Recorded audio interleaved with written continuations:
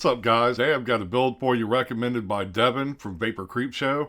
This is 4 strands of twisted 28 gauge, and we're going to do a dual coil build.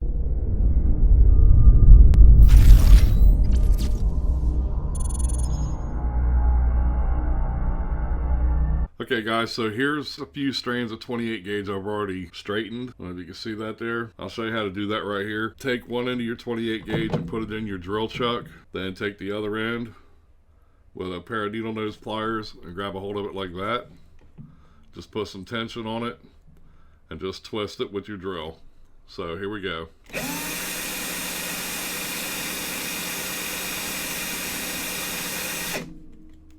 And there you go.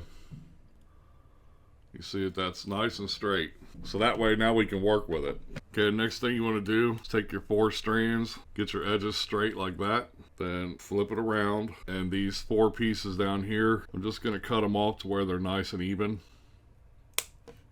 You want to hang on to these so they don't go flying across the room. Okay, now we have 4 equal pieces of 28 gauge. Now all I'm going to do with this, I'm going to take the end of one of these and I'm just going to wrap it around the others. So you see what I'm doing there? And I did that so I have something I can put into the end of the drill chuck. So let's get our drill back. Clamp that around it nice and tight. So now we have that on there nice and tight. We're going to take the opposite end with our pliers. You can twist this if you want to, but I don't. I'm just going to grab a hold of the 4 wires with my needle nose pliers. And then we're just going to proceed to twist this until this wire breaks.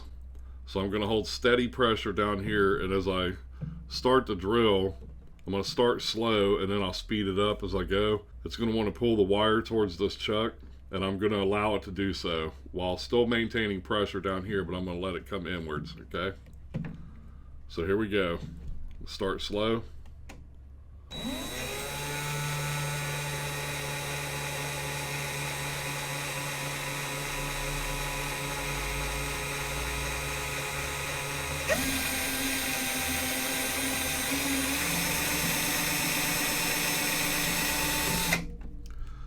And there it went, it broke. Let's undo it from the chuck.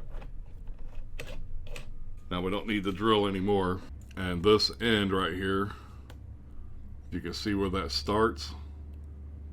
We're going to cut that off of there. Hang on to it. That way it don't go flying. Let's look at our opposite end. Looks like it kinked up a little bit, like right in there. And the rest of it looks pretty good, so I'm going to cut it off where that kink is. And then we're left with this nice little piece right here that I might be able to get 2 coils out of. I don't know. Maybe. See if I can get in close on this so you can see what it looks like up close here. So it looks pretty good. Looks nice and tight there. So let's build a couple of coils with it. I'll probably do, because this is, man, this is really short. If you can see that piece there, it's probably, I don't know, 5-6 inches long, maybe 6 inches at best. So it's pretty short. I'm going to use a 5/64 drill bit for this. And probably, since this is so short, I'll probably do, let's go 5 wraps.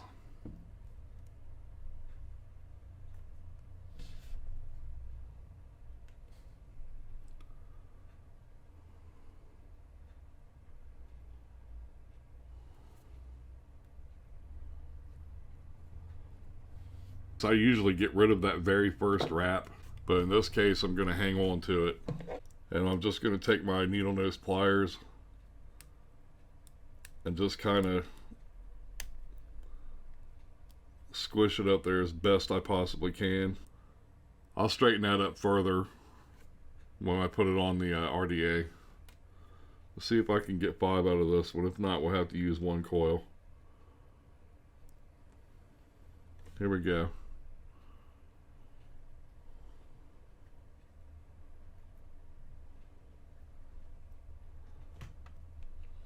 Yep. Just barely, but I got it. And then the same thing with this side. See, normally I get rid of that very first wrap, but in this case the wire is so short,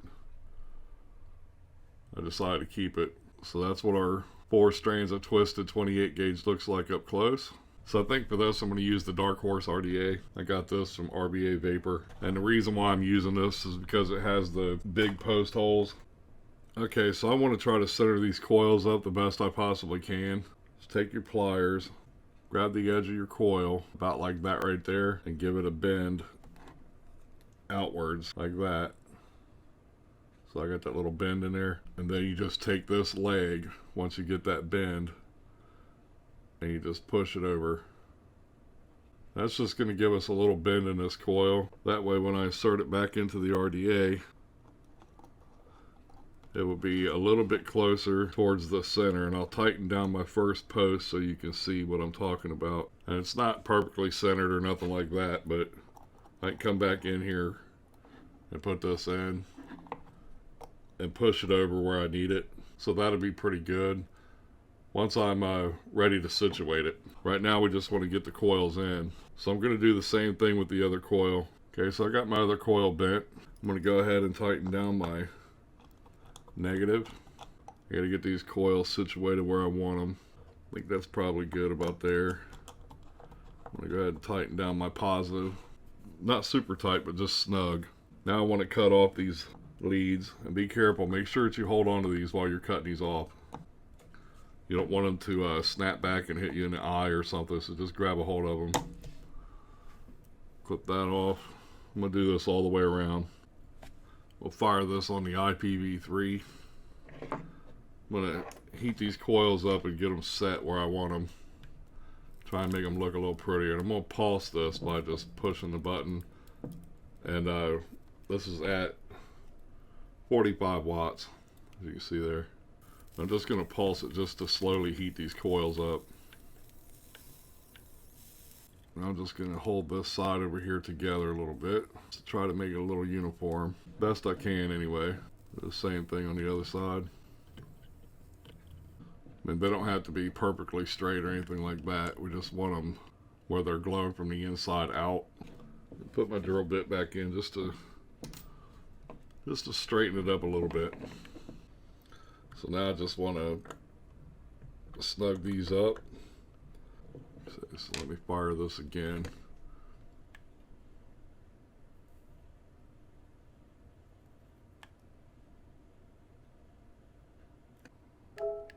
That was Devin from Vapor Creepshow chiming in there.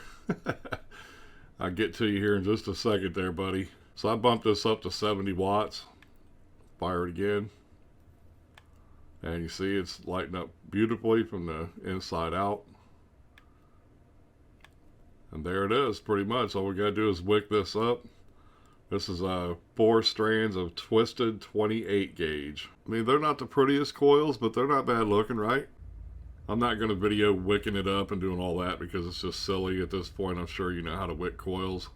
I mean, we already know that this is going to be a seriously low build, so I'm definitely going to want to exercise battery safety with this particular coil build. So I'll be using Sony VTC4s when I get ready. That's actually what I have inside my IPv3 right now. Just put a fresh set in there earlier. So let's check the ohms on this again. And the final build is a 0.22. Not too bad. That's a little bit hotter than what I like, but it'll be pretty good. The flavor is going to be crazy, I know that. So there we go. I'm going to wick it up. We'll come back and vape it. Okay, so here it is all wicked up. That's what I wicked it with. That's the e-juice I'm using. So let's fire it.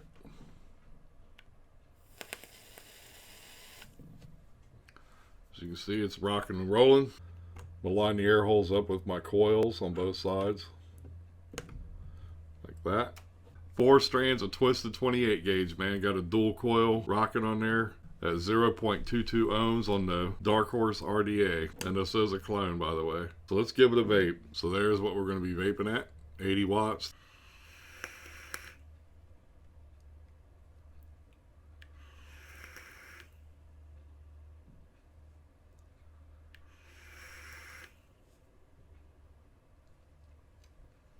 As you can see, guys, those are like little 1, maybe 2 second pulls, and the vapor production is freaking crazy, and the flavor is awesome, man.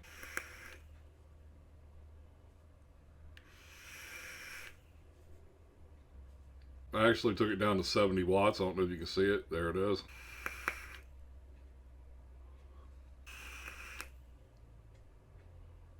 As you can see, the vapor production on that was absolutely crazy, and the flavor is, man, it's fantastic. It is a hot vape. It's worth it for the flavor as far as I'm concerned. Just be sure that you use really good batteries like Sony VTC4s or VTC5s, and you should be good to go. That's the build right there, guys. I hope you enjoyed it. If you haven't subscribed to my channel, please do so now. And as always, take care and happy vaping.